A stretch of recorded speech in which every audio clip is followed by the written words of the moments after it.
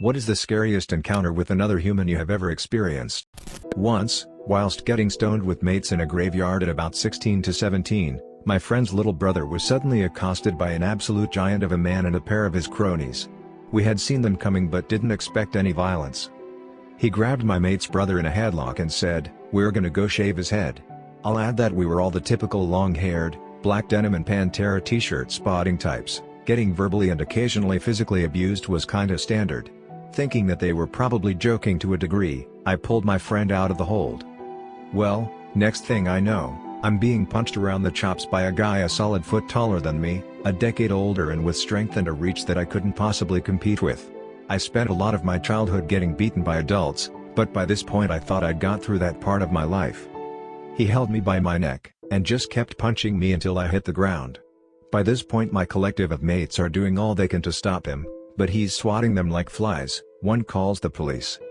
Once I'm on the ground he kicks me in the skull, 11 times in all. I'd heard he was wearing steelies but I'm not entirely sure if that's true. But he just would not stop throwing all he had at my skull.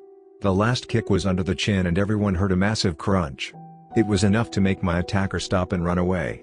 It's okay though, it wasn't my neck, but I had just had 7 of my teeth shattered whilst biting through the edges of my tongue. Was left with a dodgy eye, ear, memory and spine. Still get weird headaches since then too, but I got off lucky. Because I don't bruise, the hospital kinda dismissed me upon arrival and I then had to go give a statement. It was over time that a lot of the more frustrating issues became apparent. They caught the bloke, he had to pay me £120 towards dental bills, but most importantly my friends were all fine. I've been getting my ass kicked by people for years, so I'm happy it was me and not them. I've just no idea why he was so determined to seemingly kill me.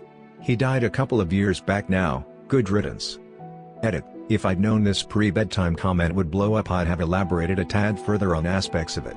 My bad. Thanks for the gold, silver and titty pic. Better start responding, this may take a while. What a fucking psycho. And I can't believe the hospital didn't check you over properly. WTF. You deserve better than all that bullshit.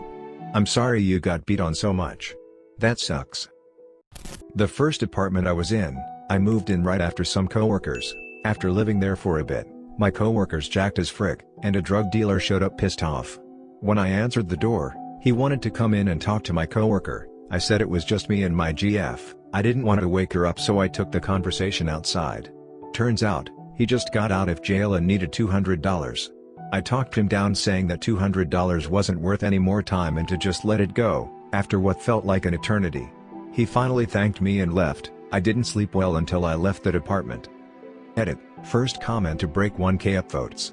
Thank you so much for loving my experience even though it scared me shitless. Edit 2, Silver? I'm at a loss for words right now, thank you all so much. You reminded me of something I haven't thought of in a long time. I remember some guy showing up on our doorstep one morning when I was about 8.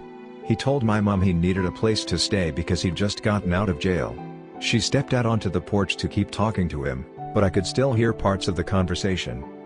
After he loudly argued things like, "But where am I gonna go? And I thought we were friends. I thought you were cool.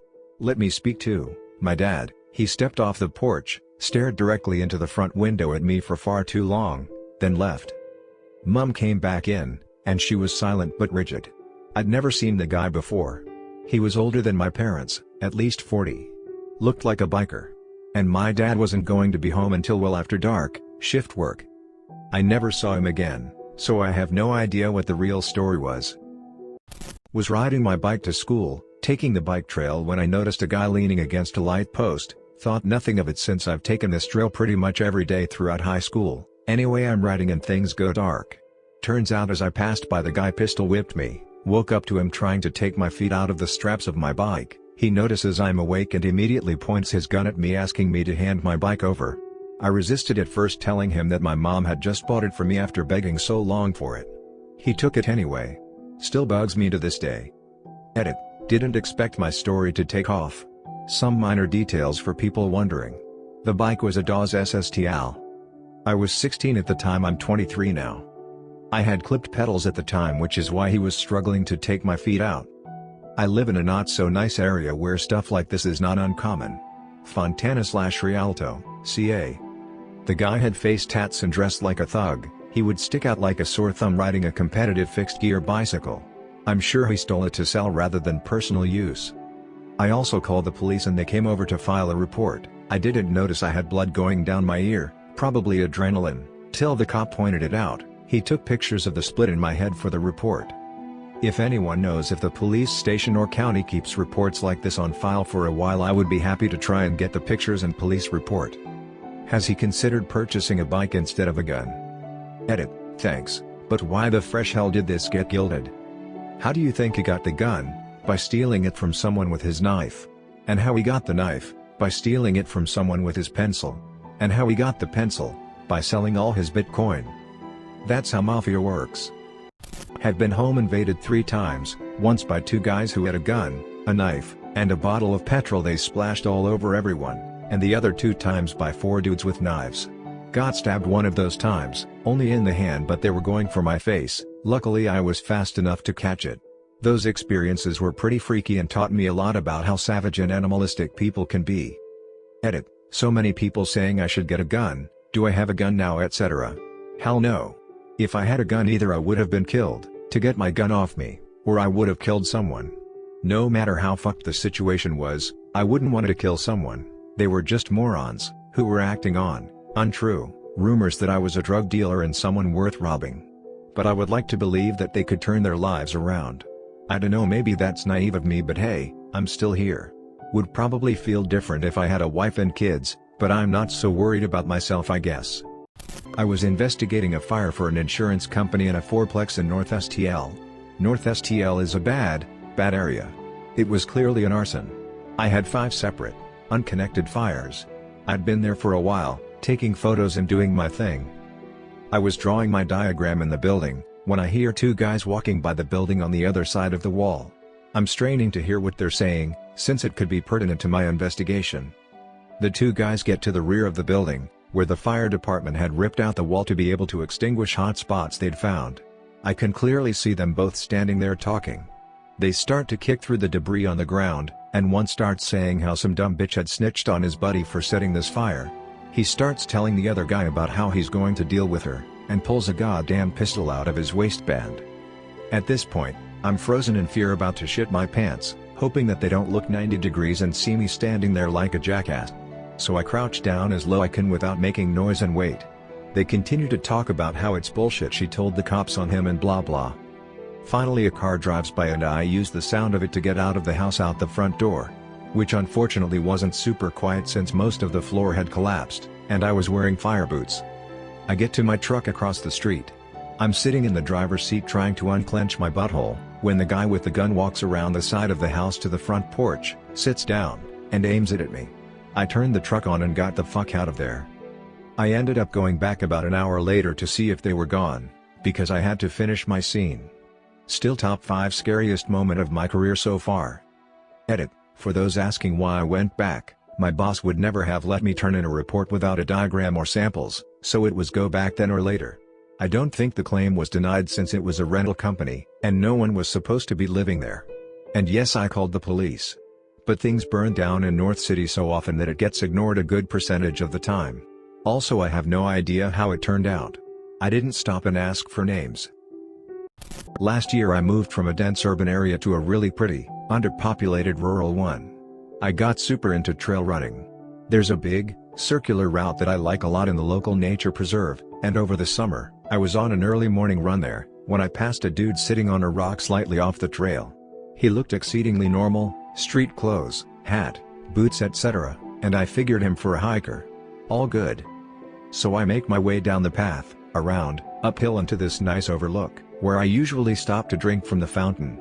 It's when I'm bent over at the fountain that I hear a twig snap, and I straighten up to see that guy, crouched over and stepping through the woods off the clearing like he's trying to creep up on me.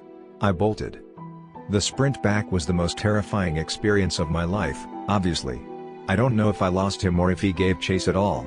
The police never found anyone matching his description, and I don't run anywhere near there anymore. Edit, if you'd like to be creeped out further, the police said he had most likely seen me before, and been stalking me for an indeterminate period, that is. He was camped out front to see whether I'd show, then cut across to the spot where he knew I always stopped. I'd probably seen him before without realizing it. He might know where I live. Me and my boyfriend came back at like 2 a.m. from a night out. We were both quite drunk, and stumbled into the hallway to the elevator, when we see drops of something on the floor. It definitely was blood. Fresh and wet. The elevator button and door were covered in bloody handprints as well. My boyfriend called the elevator, pushing me aside not knowing what would be in it. Luckily nothing except for a puddle of blood. The elevator came from the 5th floor. So we went investigating. The trail of blood ended at a door with huge hand smears of blood on the door. It took all our courage to ring, not the nicest place to live, robbery? But I am so glad we did. An elderly man opened the door. He looked like straight out of a horror movie. Covered in blood from head to toe. His gray sweater was red. His hair was wet. His shoes were filled with blood. We immediately sobered up. I called an ambulance which arrived in 2 minutes. My boyfriend went inside the flat helping the man sit down. There was so much blood I have never seen that in my life. We didn't know what happened to him until we met him yesterday properly for the first time. Recognized my boyfriend's glasses. He was drunk, wanted to ride his bike home, crashed somehow and got a huge cut on his head. He takes heart medicine which thins his blood, that's why he lost so much. If we wouldn't have rung the doorbell, he would have bled to death. He actually gifted us money and a super expensive bottle of champagne for something completely self-explanatory. My first apartment was part of a complex that was U-shaped with a large grassy area in the middle. The neighborhood kids would run around and play in the grass a lot.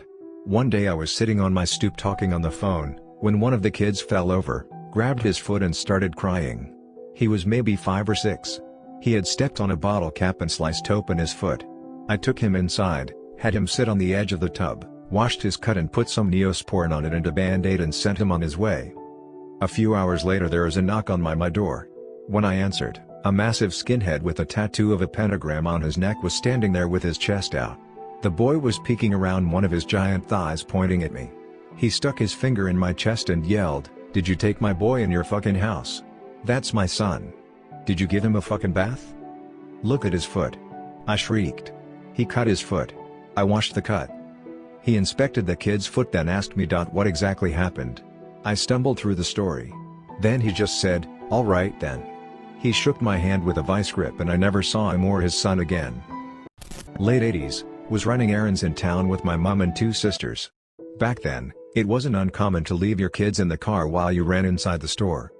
We are sitting in the car waiting, and then I see an older guy walking towards our car. I just get a really bad feeling and start yelling at my sisters to lock the doors, while I lock the 2 on my side. He comes over, and spends the next couple of minutes trying to open all the doors on the car, while we are cowering in our seats. Eventually he gave up and left. We were all 8 and under in age at the time. I just knew that if he got in the car, he would take one of us. This happened at our local grocery store 6-ish years ago. A mom left her 10-year-old daughter unattended in the car. It was hot out so the windows were down. A man noticed the kid and ran over to the car, yanking the girl by her hair and arms, trying to pull her through the window. The girl started screaming which caught the attention of another guy, who came to her rescue and fought her attacker off. Police never found the creep or the truck he took off in. That little girl, had she not fought as hard as she did, and without the help of guy number 2, would be dead or worse right now. No matter the year, the temperature, the location or type of store, never leave your kids unattended in the car. There's too many things that could go wrong. I'm sorry you and your siblings went through this op.